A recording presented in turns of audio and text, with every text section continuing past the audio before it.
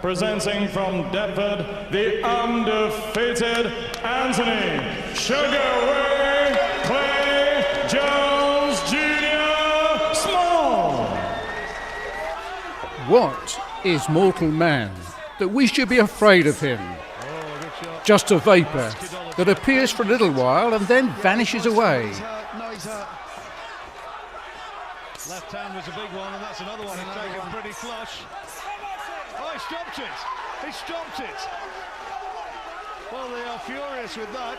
As a Christian, we do not fear what men can do to us. And make no mistake, there are enemies of the people of God who are vicious in their threats and actions. Nevertheless, we take courage from history, as in the case of David the shepherd boy who slew Goliath, the giant of a man. David said to Goliath, "You come to me with a sword and with a spear and with a shield, but I come to thee in the name of the Lord of hosts, who you have defied." Remember what happened to Goliath. This is my sincere message. A sincere, sinister message that we have presented here today by Mr. Small may be ignored. To Tommy Robinson, former leader of the EDL. Paul Golding, current leader of Britain First. And while I'm at it, Katy Hopkins as well.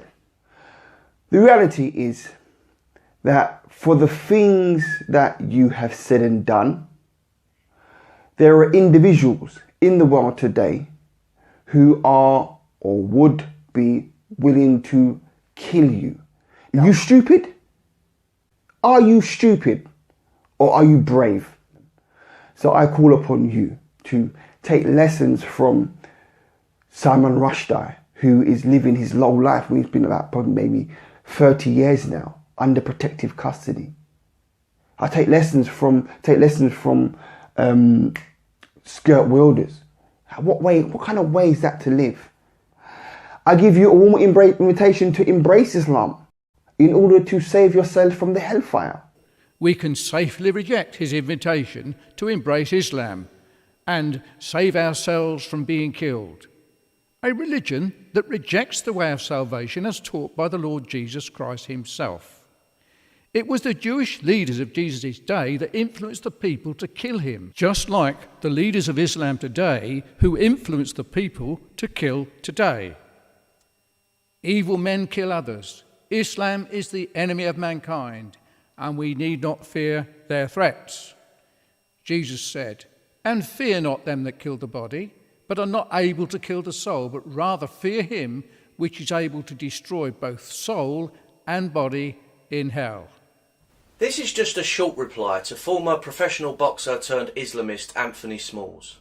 He has just released a video where he unashamedly warns myself, Tommy Robinson and Katy Hopkins that we should fear for our lives for criticising Islam.